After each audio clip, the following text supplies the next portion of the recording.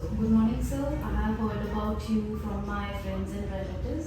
So मैंने सोचा कि आप क्यों ना कुछ बच्चों के बारे में क्वेश्चंस आपसे क्लियर कर लिए जाएं. हाँ जी, ज़रूर पूछिए। सो आजकल के बच्चों में बहुत ज़्यादा टैंट्रम्स बढ़ रहे हैं, बहुत ज़्यादा जिद्दी शरारती हो रहे हैं एज कम्पेयर अगर हम पहले देखें तो इनका रीज़न सबको पता है. बिजी पेरेंट्स हो गए हैं, जॉब पर ओरिएंटेड लाइफ हो गई है पेरेंट्स की, स्क्रीन टाइम ज़्यादा हो गया नई टेक्नोलॉजी से, गली वगैरह में खेलते नहीं हैं बच्चे पहले की तरह. सो अब इस सोल्यूशन इसका क्या सोल्यूशन होगा? That's a very good question you put. Actually सबसे पहले हमें ये जानना पड़ेगा कि जो आजकल के जो बच्चे हैं what they want. Actually children grow by observations and involvement, not by teachings and philosophies. जो आजकल हो गया है कि जितने भी आजकल के पेरेंट्स हैं सब कुछ अपनी फिलॉसफीज और अपनी टीचिंग जो उनके अंदर लाइफ में जो हुआ है वो उनके ऊपर इंडल्ज करते रहते हैं अपने बीच में, ना कि उनको खुद से जानने देते कि उनको क्या ये नॉलेज चाहिए कि नहीं.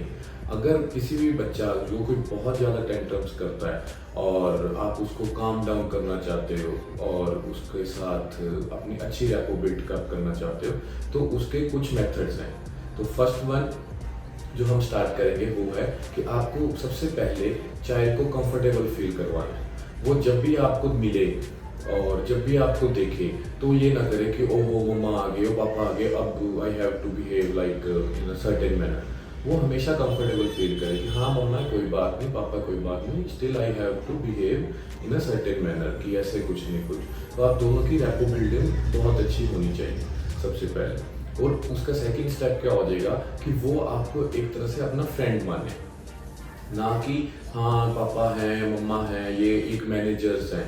तो हमेशा जब भी आप अपने एम्प्लॉयज़ के साथ हो तो आप अपने कलीग्स के साथ काफ़ी अच्छा बिहेव करते हो, कंफर्टेबल फील करते हो. ऐसे यही जब मैनेजर आ जाता है तो उस वक्त हमें ऐसे हो जाता है कि we have to behave in certain way. तो आपने अपने चाइल्ड का मैनेजर नहीं बनना, एक कोलीग बनना है. जो थर्ड स्टेप है जो बहुत मेन स्टेप है कि वो you have to find out कि व्हाट बॉदर देम सबसे पहले. क्योंकि कई बच्चे कई स्पेसिफिक चीज़ के साथ कंडीशन हो जाते हैं तो उनको वो बहुत करती हैं चीज़ें, जैसे कि ये स्पेसिफिक पर्सन का साथ नहीं मिलना, ये स्पेसिफिक चीज़ नहीं करनी या कुछ.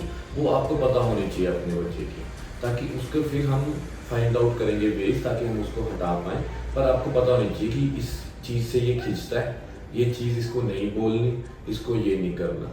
अगर हम वही चीज़ दोबारा रिपीट करेंगे उसके टेंट्रम्स और बढ़ेंगे. और हमेशा याद रखना है, जिसको हम फोर्थ स्टेप भी बोल सकते हैं, कि आपको हमेशा पॉजिटिव वर्ड्स यूज़ करने हैं. लाइक देखो बच्चा बहुत शरारत कर रहा है, ऐसे अच्छे बच्चे ऐसे नहीं करते, ना कि तू ऐसा सही है और कर, तू मम्मा को दुखी करता है, जो कि आपके इमोशंस को इफेक्ट कर रहा है. ये वर्ड्स तो कभी नहीं बोलने, ताकि वो फिर बच्चा बहुत ज़्यादा आगे से करने लग जाता है कि तेरा ये करना मेरे को बहुत बॉदर कर रहा है, ऐसे नहीं करते, तू ऐसा सा है, कहाँ से पैदा हो गया. ऐसे कोई वर्ड्स नहीं यूज़ करने, हमेशा बोलना है you are a good boy, अच्छे बच्चे ऐसे नहीं करते. हमेशा पॉजिटिव वर्ड्स यूज़ करने, कोई भी ऐसी लाइन यूज़ ही नहीं करनी इसमें नो हो, नहीं नो ऐसे. उसको लर्न, उसको सिखाओ कि कैसे करते हैं, ये ना बताओ कि ये नहीं करते. समझ लो वो ग्लास को उठा रहा है, कंच का ग्लास, आप बोलो वापस रख दे, इसकी बजाय करो कि इसको होल्ड प्रॉपरली ऐसे करते. तो उसको नो वाली चीज़ों से कम कंडीशन करो, बचाए कि उसको सिखाओ जो आपको भी बाद में फायदा हो. हाँ, और अगर हम नेक्स्ट स्टेप देखें तो इसका एक रखो कि जब भी वो टेंट्रम शो करे और जिद्दपन कर रहा है या फिर आपको बहुत खिंचा रहा है, मतलब आप तंग आ रहे हो, तो सिंपल वे क्या है, आप मेक अ स्ट्रेट फेस, बिल्कुल न्यूट्रल होकर बात करो और बिल्कुल ऐसे करो कि तेरी जो चीज़ें मेरे को कोई फ़र्क नहीं पड़ रही. तो बच्चा हमेशा टेंट्रम्स तभी ज़्यादा करता है जब उसको पता लगता है कि इनको खींच मच रही है, मम्मी को खिंचाना है, मम्मा मेरे कहना नहीं मान रहे तो मैंने अब ये चीज़ करनी है. अगर आप स्टार्टिंग से ही अपना एक न्यूट्रल और स्ट्रेट फेस रखोगे और आप कहोगे कि मेरे को कुछ बॉदर नहीं कर रहा, तेरा करना है कुछ, वो अपने आप ही न्यूट्रलाइज हो जाएगा और कहेगा कि क्या फ़ायदा है करने का कुछ. ये सबसे ईजीएस्ट और सबसे ईजी मेथड है जो आप अपने बच्चे के साथ यूज़ कर सकते हो, कि आपको पता है टेंट्रम्स कैसे शो करने, मतलब उसे कैसे सॉल्व करना है. तो ये सभी मेथड्स अगर आप अपने बच्चे के साथ यूज़ करो और अपने बच्चे को टाइम दो तो उसके टेंट्रम्स या फिर बिहेवियरल इश्यूज काफ़ी हद तक कम हो जाएंगे. सर मैंने ये भी सुना है कि अगर हम किसी तरह के रीइंफोर्समेंट लाइक उनको कुछ चॉकलेट्स दे दी या जब वो अच्छा बिहेवियर शो करते हैं वो भी काफ़ी यूजफुल रहता है। हाँ जी हाँ जी, वो तो है ही। अगर प्रेज तो हर एक बच्चे के लिए बहुत अच्छी है, पर उसको भी एक हमने कैसे यूज़ करना है वो भी आना चाहिए। जैसे कि आप हमेशा ही उसको सही करने पे चॉकलेट दोगे या थोड़ी थोड़ी चीज़ करने पे भी उसको मतलब कुछ फिजिकल ऑब्जेक्ट्स या चीज़ें को करोगे तो उसकी भी उसकी कंडीशनिंग हो जाएगी। जब दोगे तो आई विल डू दैट। तो आप सबसे अच्छा प्रेज का क्या है जो हम हमेशा हमारी मम्मा हमेशा यूज़ करते हैं, वो है जैसे शाबाश, कि tapping on the shoulder, very good, you are a great guy, ऐसे। ये this is the best method to praise them. कभी हुआ like they have done brilliantly well तो हम उसको कोई बड़ा जैसे चॉकलेट या कुछ हम ऐसे उसको रीइंफोर्समेंट दे सकते सर बट अब जैसे आप कह रहे हैं रैपो बननी एक ज़रूरी है, बट जिन पेरेंट्स की ऑलरेडी एक रैपो बन चुकी है बच्चे के साथ, हम्म। अब उनका बच्चा नहीं कहना मान रहा है, फॉर ग्रांटेड ले रहा है अपने पेरेंट्स को या अथॉरिटीज़ को, सो वो क्या कर रहे हैं? हैं। Very nice.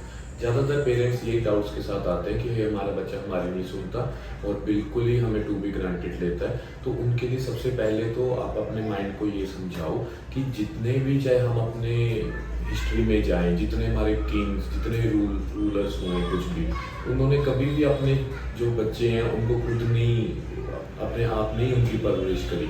उसका ये मेन रीज़न क्या है कि ये नहीं है कि वो राजाओं को नॉलेज नहीं थी या ऐसा कुछ नहीं था। तो जो पेरेंट है वो हमेशा अपनी टीचिंग सिखाता है, और जो एक गुरु है या फिर एक जो जिसको हम बोल देते हैं एजुकेटर है, वो उसको कैसे ज़िंदगी सीखते हैं वो सिखाता है। इसमें बहुत फ़र्क है। एक तो होता है कि हमने बता दिया कि ये रास्ता है, इस पे चलो, इसको ऐसे चलते हैं, मैं तेरे साथ हूँ तो टेंशन न ले। बट एक गुड एजुकेटर उसको क्या कहेगा कि ऐसे रास्ते पे जाना है, अब खुद जा, रास्ते में गिरेगा, चोटें आएंगी, तकला होएगा, वो अपने आप ही संभलेगा और सीखेगा। अगर हम उसको कहेंगे कोई बात नहीं, हम साथ हैं, तो गिरेगा, मैं अब तेरे साथ हूँ, तो वो कभी भी वो लर्न नहीं कर सकता। इसीलिए वो हमेशा अपने बच्चों को दूसरे गुरुज को या ऐसे गुरुकुल टाइप ऐसी जगह पे भेज देते थे कि आपने मूवीज में भी देखा होगा, बोलते थे कि तुम अस्त्र शस्त्र सीख कर आओ, तब तक नहीं मिलना।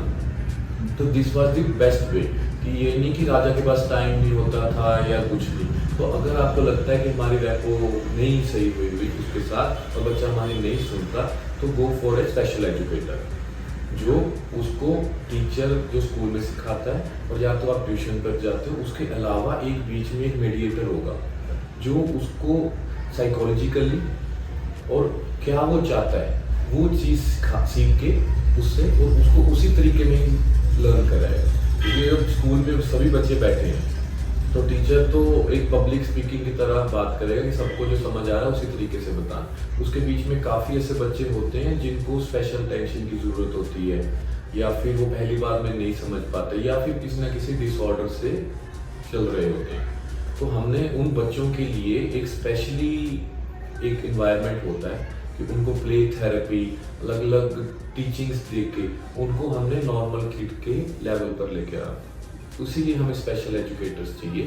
तो अगर आपको लगता है कि आपका बच्चा नहीं संभल पा रहा या कोई कुछ नहीं कर पा रहा, तो इसमें कोई घबराने की बात नहीं। तो आप किसी एक अच्छे साइकोलॉजिस्ट के पास जाओ, उसकी असेसमेंट करवाओ, और अगर उसके बाद जो भी उसके आउटकम्स आते हैं उसके बाद एक स्पेशल एजुकेटर रखो। विद इन 2 to 3 months अगर सिंपल बिहेवियरल इश्यूज हैं वो आसानी से रिजॉल्व हो जाते हैं, और आप भी अपनी फैमिली में अपने बच्चे के साथ खुश रहेंगे और वो बच्चा भी खुश रहेगा आपके साथ। जी, आई एम श्योर सर ये वाली टिप्स पेरेंट्स के बहुत काम आएगी। Thank you so much for giving your time. Thank you.